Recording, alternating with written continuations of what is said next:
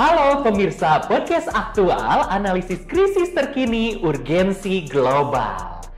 Pada kesempatan kali ini, kembali lagi nih dengan saya, ada Dede, dan hari ini kita bakal bahas fenomena yang lagi rame di media sosial, yaitu Rojali dan Rohana.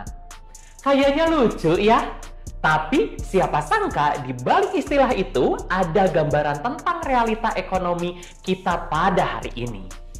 Saya sudah bareng nih di pinggir saya dengan seorang narasumber yang pas banget buat ngobrolin tentang tema ini. Ada Bapak Yus Jayusman. Boleh say hi dulu Bapak? Hai. Oke. Ya. Bapak Yus Jayusman ini itu adalah dosen dan juga praktisi tentang ekonomi. Tadi kita udah sapa ya Pak Yusnya ya. Bapak gimana nih kabarnya pada hari ini? Sehat? Baik, Pak Dede, apa kabar juga? Alhamdulillah baik. Bapak semakin cerah ya Iya, sekarang semakin glowing. pakai kacamata glowing Iya, gitu iya, ya. iya. Semakin Sebenarnya silo di studio nih, silo. silau ya. Tapi mohon maaf ya Pak, ini biar sayanya biar nggak kelihatan hitam. Oh, iya. Iya, oke. Oke, nah pada kesempatan kali ini kita itu kan akan membahas mengenai tema yang tadi gitu ya Pak ya.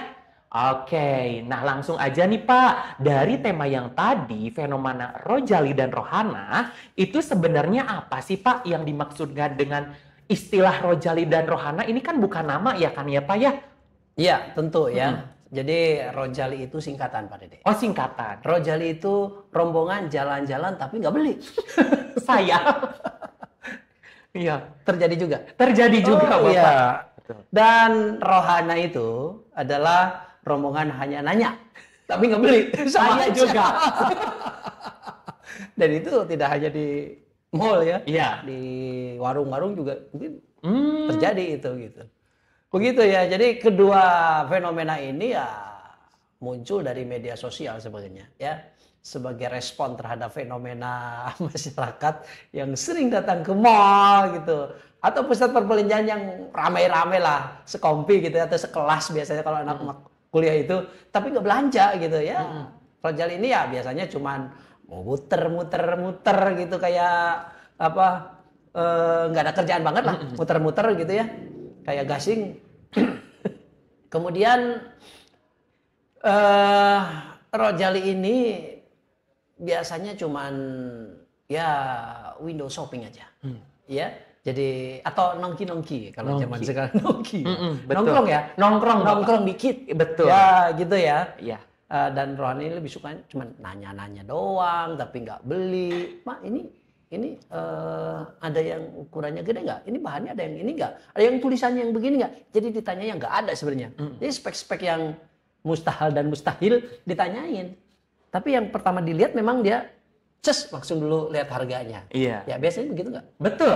Betul. Gen Z seperti itu Bapak. Iya. Begitu Pak Dede. Oh, jadi kita tahu ya para pendengar semuanya dari kata istilah Rojali dan Rohana itu. Nah, tapi emangnya Pak baru belakangan ini aja nggak sih Pak munculnya atau udah ada dari zaman dulu sih Pak? Ya sebenarnya perilaku ini sudah lama ya. Sudah lama ada, cuman baru-baru sekarang aja orang heboh memberikan istilah-istilah. Ya termasuk mungkin Pak Dede kalau habis sholat subuh muter-muter itu rojabuh misalnya. Rombongan jalan-jalan ba'da subuh. Ya banyaklah istilah-istilah yang ya bikin mudah diingat, asal viral gitu ya. Dulu kita menyebutnya window shopping sih kalau zaman kolonial. Atau cuci mata gitu ya, cuci mata ya dulu itu. Ya tapi sekarang kan bahasa-bahasa itu berkembang ya. Cuci mata ya pakai air gitu atau apa ya. Jadi bentuknya ini kegiatan ini biasanya masif atau sifatnya rombongan. Kalau nggak rombongan nggak rame emang ke mall. Coba Maksudnya pernah ke mall sendirian nggak? Pernah Pak, sendirian gitu ya. Nyasar ya? Nyasar, emang nyasar, nyari pintu keluar. Jadi nggak rombongan, jadi sendiri gitu. Iya, luar biasa. Oke, siap gitu ya. Nah mungkin Bapak, sebetulnya Pak, mohon izin kenapa sih kok bisa sampai jadi tren gitu ya antara Rojali dan Rohana ini gitu? Apakah ini cuman emang gaya hidup aja atau gimana Pak? Saya kira enggak ya, bukan cuma soal gaya hidup. Ini lebih ke reaksi masyarakat terhadap situasi ekonomi yang makin menantang sekarang itu. Ya, sekarang kan bisa kita lihat sendiri ya, bahwa ekonomi sudah mulai agak kurang bagus sekarang itu, ya. Banyak orang yang pengen tetap refreshing, tapi dia nggak punya duit gitu. Betul. Akhirnya apa yang dia cari, yaitu keramaian-keramaian yang bisa merefresh. Biasanya salah satunya yaitu di mall. Di mall, gitu ya. Masa jalan-jalan nggak masuk atau nanya-nanya gitu kan ke outlet atau apa. Ya walaupun ke outlet handphone misalnya. Coba-coba terus. Boh ini tipe berapa? Ini kameranya begini. Di selfie ya. Coba-coba kan. Iya. Tapi makasih ya.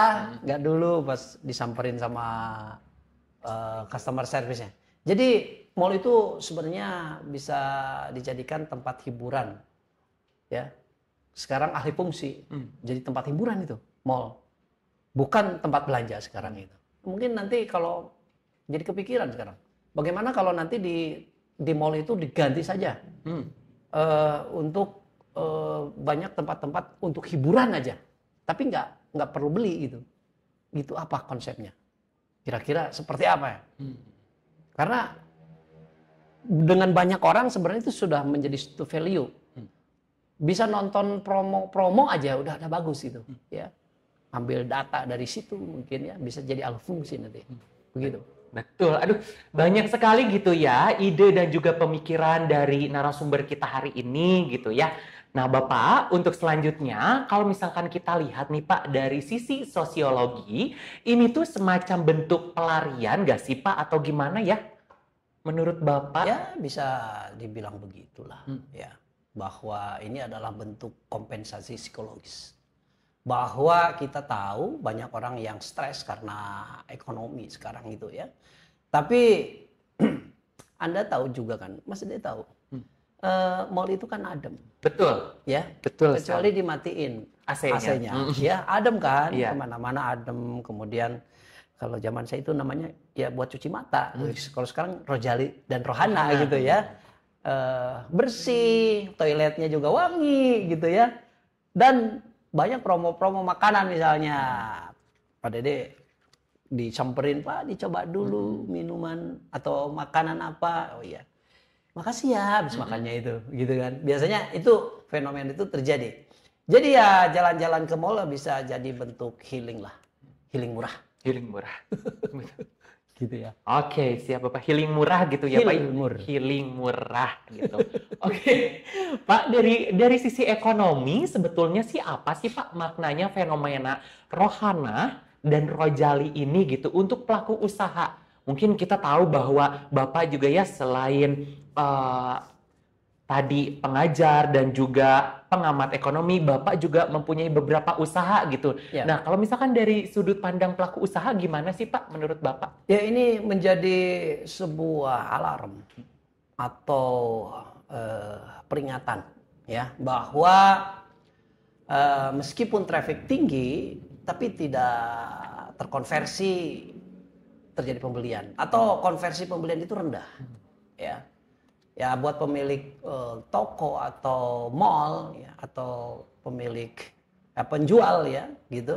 Ini berarti harus lebih kreatif untuk bisa bikin pengunjung itu lebih terpancing untuk membeli gitu. Gimana caranya tuh supaya menarik, supaya membeli gimana ya? Karena sekarang pengunjung bukan berarti pembeli gitu. Itu istilah baru. Pengunjung dari dulu juga begitu ya. Pengunjung itu bukan tentu pembeli. Gitu ya. Deket belum tentu jadian. Iya, begitu deh. Iya. Oke, siap. Bapak sebetulnya ada nggak sih data soal rojali dan rohana ini? Ada ya di APPBI ya yang menyatakan bahwa kunjungan ke pusat perbelanjaan naik, tapi tingkat pembelian tidak naik. Tidak naik sebanding ya. Nah, ini artinya ada gap antara minat berkunjung dan kemampuan untuk berbelanja. Begitu. Ya. Oke. Kalau misalkan ini apakah cuma terjadi di Indonesia saja atau misalkan terjadi di luar negeri juga, Bapak? Ya, tidak hanya di Indonesia ya. Terjadi juga di negara-negara lain ya seperti di Jepang, di Korea, bahkan di US gitu ya. Ya, bedanya di Indonesia istilahnya lebih kreatif dan lucu lah ya. Ya, tapi akarnya sih tetap sama. Konsumen makin berhati-hati ya dalam mengeluarkan uang sebenarnya. Oke. Tadi Pak, saya itu dengar bahwa Bank Indonesia itu juga ikut komentar. Nah, Bapak sebelumnya sudah melihat atau seperti apa sih Pak? Oke, Bank Indonesia menanggapi ini dengan menurunkan suku bunga acuan atau BI rate. Ya. Harapannya bank bisa menurunkan bunga kredit sehingga masyarakat lebih berani konsumsi dan investasi. Yaitu biasanya dengan pinjaman-pinjaman yang menarik bagi konsumen atau nasabah. Oke. Biasanya kan suka ada yang nawarin belanja di sini bunganya rendah. Oke. Belanja di sana nggak pakai bayar sekarang, tapi nanti. Nanti pay later gitu ya Pak ya? Pay later. Pay later. Tapi Pak, menurut Bapak, apakah suku bunga rendah itu cukup buat mengatasi fenomena Rojali dan Rohana ini atau kurang atau seperti apa Pak? Ya itu aja menurunkan suku bunga aja nggak cukup sih sebenarnya. Ya duitnya nggak ada gimana? Gitu ya. Perlu juga kepercayaan masyarakat terhadap masa depan ekonomi kita. Bahwa kalau orang masih takut kehilangan pekerjaan atau penghasilannya belum pulih, maka mereka tetap akan menahan untuk belanja. Ya takutlah. Uangnya sekarang dibelanjakan, besok makan apa? Gitu ya.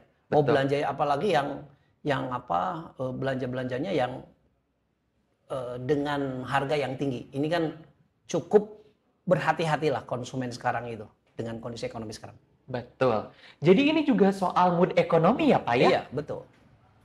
Betul sekali. Kita sebut sebagai sentimen konsumen. Bahwa kalau sentimen negatif, belanja pun jadi tertahan meskipun uangnya tersedia. Jadi nahan-nahan walaupun saya punya duit segepok nih. Nahan-nahan dulu. Nanti dulu nih. Ini penting apa enggak? Gitu. Begitu Pak. Itu namanya sentimen. Sentimen konsumen. Konsumen gitu ya. Jadi kita juga tidak boleh boros. Jadi harus berpikir dulu ya, sebelum mengeluarkan. Nah, kalau dari sisi pelaku usaha, apa yang bisa mereka lakukan sih Pak sebenarnya? Fokus kepada experience and engagement. Ya, bahwa kita harus bisa memberikan pengalaman yang puas buat pelanggan ya.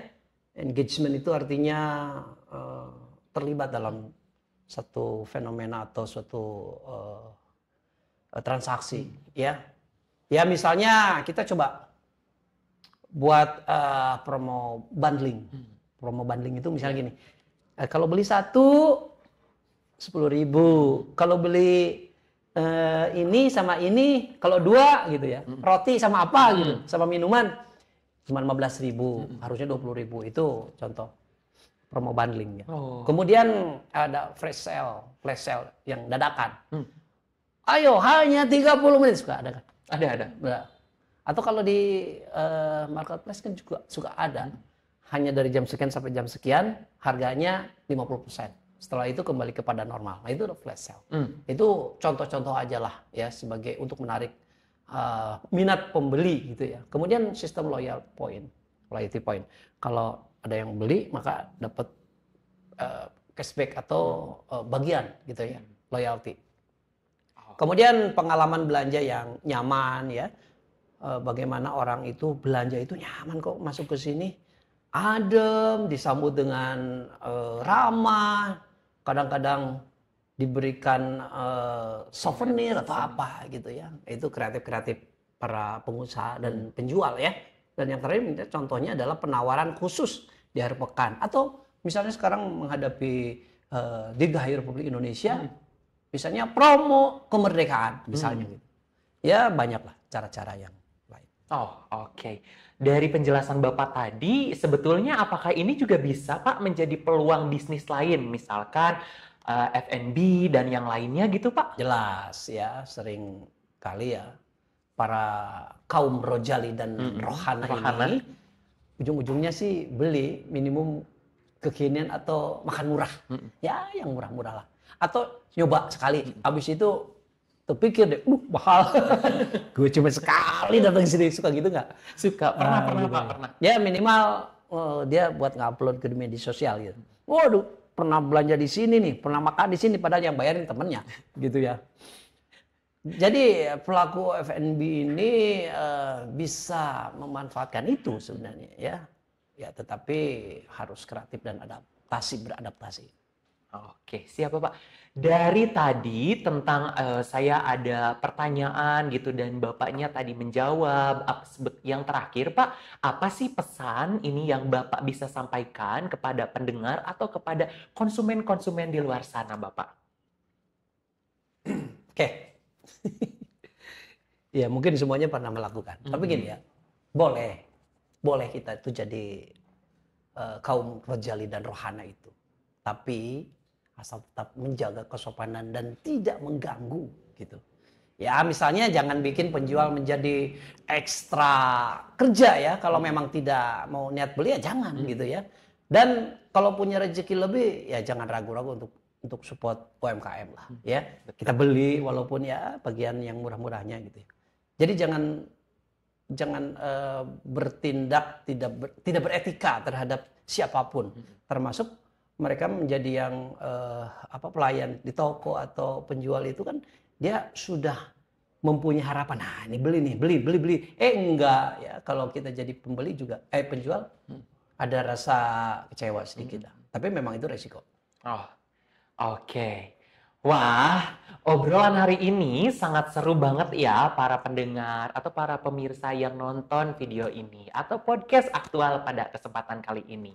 Kita jadi tahu nih bahwa Rojali dan Rohana itu bukan cuma istilah lucu saja, tapi juga cerminan kondisi sosial dan juga ekonomi kita pada saat ini.